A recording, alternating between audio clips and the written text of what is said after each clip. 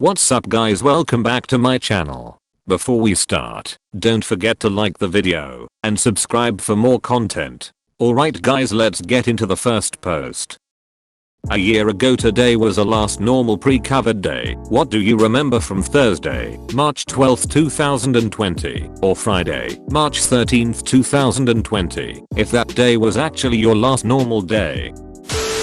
When we were told we were going remote, I left stuff at my desk because we all figured it would be like 2 weeks. Now, still home, and all my snacks are wasted. I was the only one in the office for most of last year. I took it upon myself to save everyone's plants. God bless you for that. We had a pool going on for when we'd be back in the office. Everyone was saying end of April/early May. I said no earlier than after the July 4th break. They all said I was crazy for thinking it would even last that long. I had the same experience. I started getting ready like for a siege. Everyone thought I was overreacting. Also, I never expected the country would screw up the response so badly that it would last long past July, much less over a year later. I built a second pantry in my garage and filled it with essentials and canned goods the moment it started spreading to other countries, while our administration was denying its existence. Fortunately, all of the items are things I'd normally use anyway, so I have a good flow going through.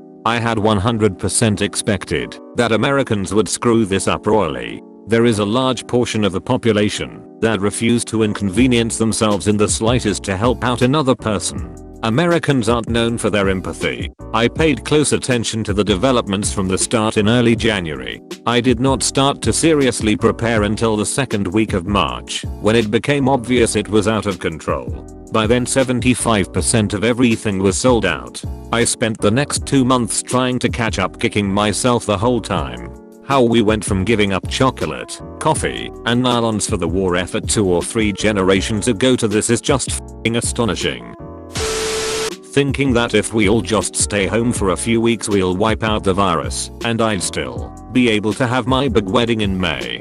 Thinking that if we all stayed home for a few weeks we'd still be able to go to Ireland for our belated honeymoon in May. I get it, and I know the big wedding was more expensive and involved more people. It sucks. Oof, that sucks too. I'm sorry. We also postponed any concept of a honeymoon. It'll happen someday, and you best believe we are gonna spoil ourselves when we do. I feel you. My wedding was on April 25th, and we had the same experience. Originally, we were going to postpone it entirely and just wait out the pandemic, but we decided that we've waited too long and didn't want to. My dad is the business manager at a church that was a couple hours away, and he worked with their priest to get us in. It was just most of our immediate families and some of our wedding party, but it was still great. We pushed our reception until November, then until this April, but we finally just cancelled it, since we wouldn't be able to have everyone gather safely and have dancing/food/whatever. Someday, we will be able to tell our grandkids about our wedding, and it will be a great story. Despite the troubles we endured, everyone came together to make it as wonderful as it could be given the circumstances. March 13th. It was the last day before term break.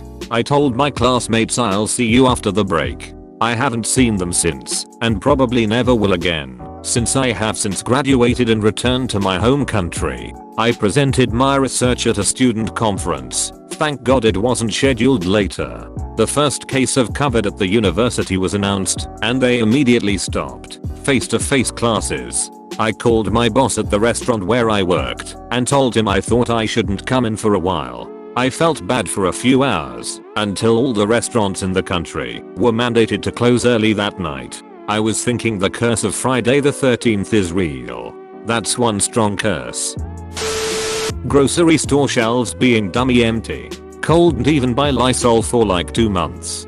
For the first time since last spring I finally got air freshener for our bathroom.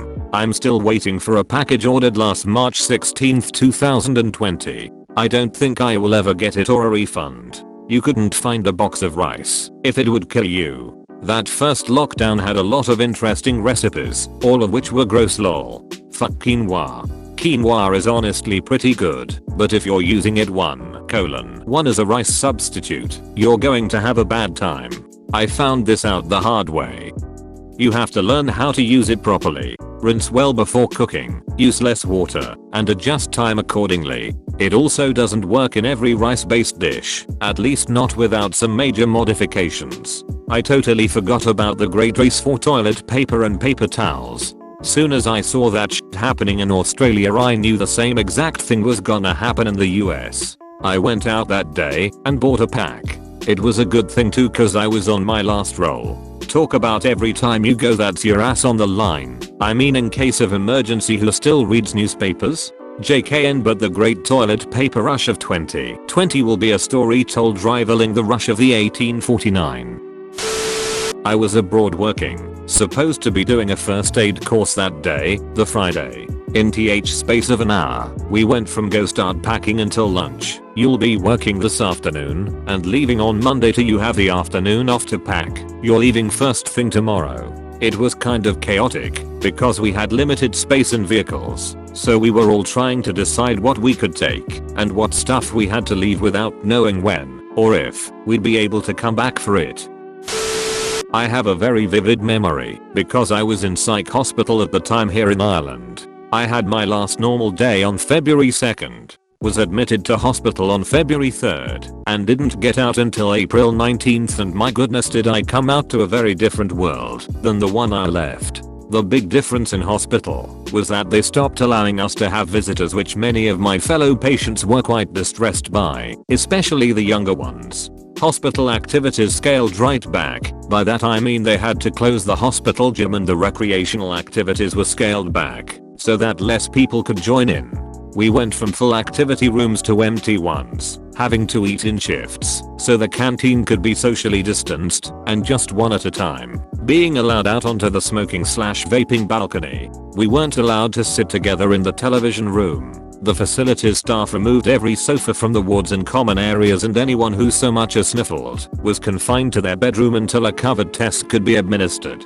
Basically, the majority of all the things and activities that the hospital used to try to patch you back together had to be stopped or scaled back to unrecognizable proportions. I remember when I was discharged on April 19th being very nervous because I didn't know what social etiquettes had developed in the outside world over those weeks. It was quite intimidating. It's a year later, and I'm doing great in every sense, and I'm quite used to things now, but definitely looking forward to vaccine rollout and life returning to some semblance of normality. So glad to hear you're doing well a year later.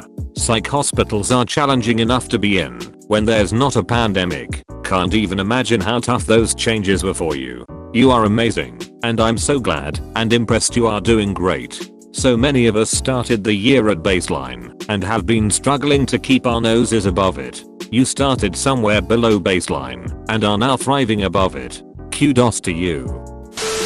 I remember that I felt self-conscious about wearing a mask to buy groceries because over half the people there weren't wearing masks. Not like I was embarrassed about my reason for wearing one, but I was hyper aware of the idea that I stood out. Isn't it ironic how the exact opposite is now true? Yeah, I didn't wear a mask until it was mandated. I figured keeping my distance would be fine, which wasn't hard since I did that anyways.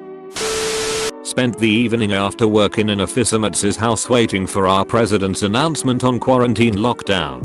He was supposed to go on at 6 PM. He didn't come in until 9 PM. Our country is still in quarantine today. Keeping up the tradition of being very late, I see. Gotta wait for the market to close. No joke. His spokesperson actually said his announcement/speeches are always late because he prefers to work nights. Happy quarantine-versary.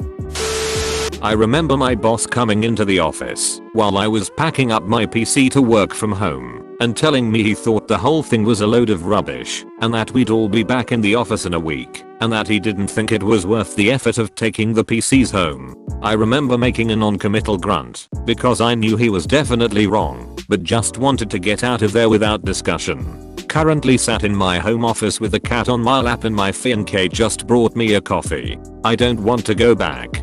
Don't let them make you. You have proven that working from home is possible and can happen without reductions in efficiency. Working from home lowers the company's operating costs. Working from home improves your morale and quality of life, making you a happier worker. Working from home greatly reduces your carbon footprint as you do not need to rely on fossil fuels for your commute. Unless you work in an environment that is extremely dependent on interpersonal face-to-face teamwork, there is no point in reverting back to a traditional office environment beyond an antiquated that employees must be in person to be managed. And if your manager requires you to be present in order to manage you, that is their failing and not yours. They need to adapt to the present rather than requiring you to adapt to the past. Don't let them make you go back. I stand with you.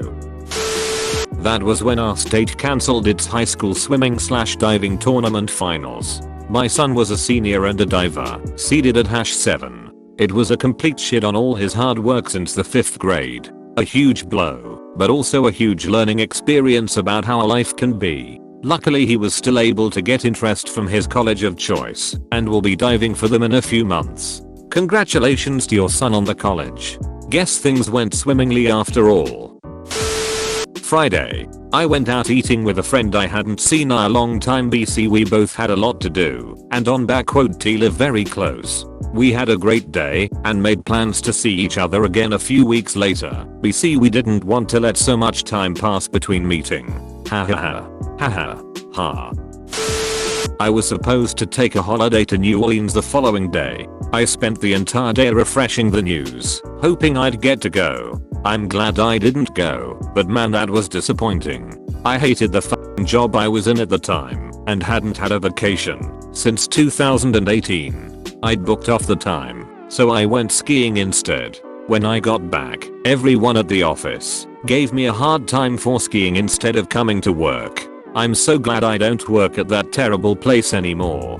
Glad you got out of there. Some people work to live. Some folks genuinely live to work and don't understand that the rest of us have lives. I remember once we had a shutdown and people were honestly furious that they couldn't come in and work for no pay because, this is my theory anyway, that's the only life they have outside of their home. Sad but true.